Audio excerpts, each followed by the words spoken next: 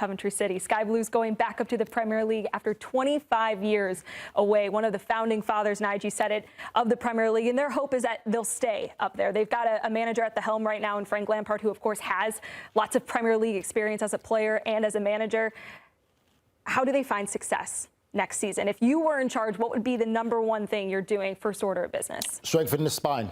When you go to the Premier League, you need experienced spine for the Premier League. I'm talking about goalkeeper, centre-back, centre midfielder, and preferably a striker. You need to have a strong spine to stay in the Premier League. If you also want a team to look at to get a blueprint, you don't have to make a massive turnover as they did. Sunderland did it. Because we've had these conversations before, and Tony would know about this as well, where a lot of teams who've gone to the Premier League have tried to go Premier League Hollywood style. We're thinking just because they're in the Premier League, we want to try and play total football. But if you don't have the quality, stay true to who you are. I think Frank has built a great identity in his Coventry side. They want to play football. They want to be aggressive. That's fine. That's great. But you've got to get more experience in that team. The experience that you get in a player like what Granit Xhaka has done for Sunderland, Frank Lampard needs to do something very similar. Frank's very smart. He's wise. He knows what it is. He's played his entire career in the Premier League, the top league. He knows what it's like to build chemistry and camaraderie in the dressing room. He knows he needs to get some experienced seasoned pros there, and that's what you need to do to stay in the Premier League. Yeah, you need to figure out who you want to be, right? In the end, this is an attacking side, right? If you look at their front line, between Thomas Asante, who had 12 goals, Sims, who got the start today, had 10, Haji Wright had a great season, 16 goals. But then you go back to a couple years back, Vincent Kompany at Burnley, right? In the Championship, they were an attacking side, right? You get to the Premier League, now it's a whole different scenario for you, right? Now you've got to see, how am I going to stay here? Sunderland's a great example. Nige brings up, Granit Xhaka coming in, guys with experience that understand, figure out which pieces of the puzzle you can keep, and that's the hardest part of this, right? Because your first instinct is, well, these are the guys who got me here, right? And they know what I'm asking as a manager. They know what I want to do as a manager, what we want to be, the identity of the club, what the training, right, looks like every single day.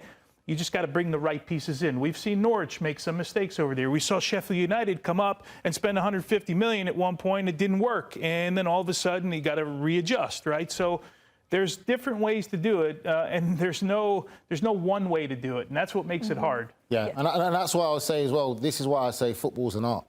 There's an art behind it. This isn't always about numbers and like, there's an art, because as a manager, you know now you're in the Premier League, you need the experience factor, but also as much as these players experienced, you need the right characters.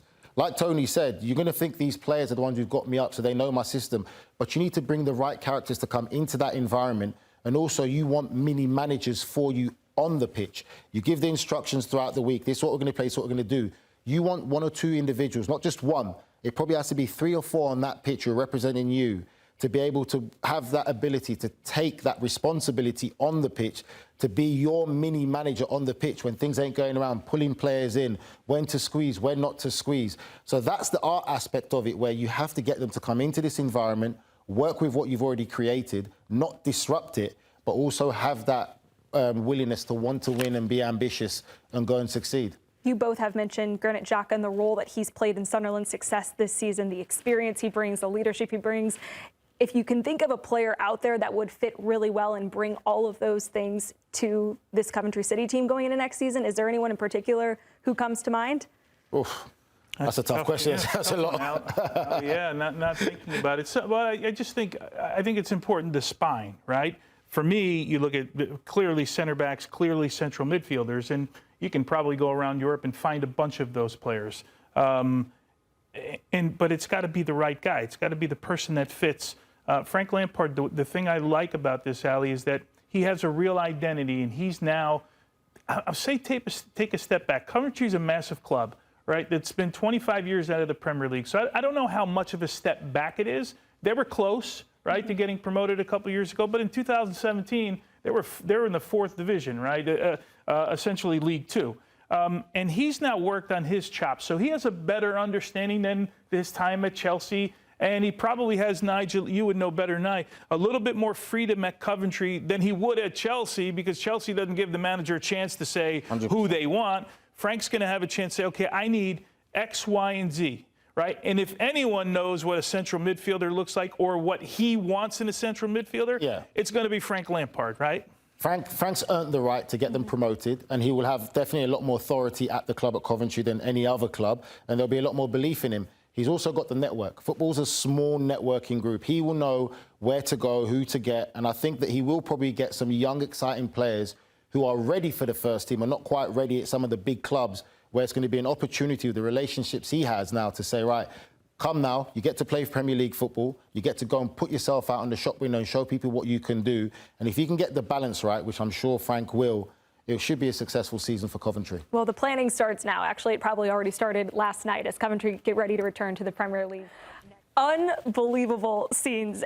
We got to first talk about, Tony, the goalkeeper goal. It's an equalizer. Bycroft, that's who we're going to talk about. Al, you want something done, you let a goalkeeper do it. That's how you get it done. Jack Bycroft, 24-year-old Englishman, Southampton Youth Academy.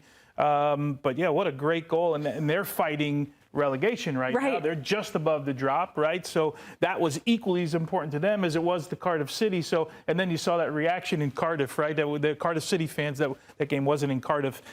So that's what an important moment. What a great sort of sequence there of emotions. What a roller coaster. And it's so fun now in the age of social media, Nigel, where fans actually can see in real time those other scenarios playing out, where in the past you wouldn't know, but it's kind of fun to see them in real time realizing, oh my gosh, we're going to do it. Yeah, it's absolutely great. And you talk about different ends of the spectrum there. You talk about Cardiff pushing for promotion, Exeter just trying to survive and fight relegation, and just the energy between both sets of fans for two different reasons is absolutely phenomenal. And the goalkeeper to go up there and get his head to it finishes it better than some strikers. Say it again, Nigel. Say it one more time, Nigel. Some strikers going for 60, 70 and 100 million can't finish better than the goalkeeper.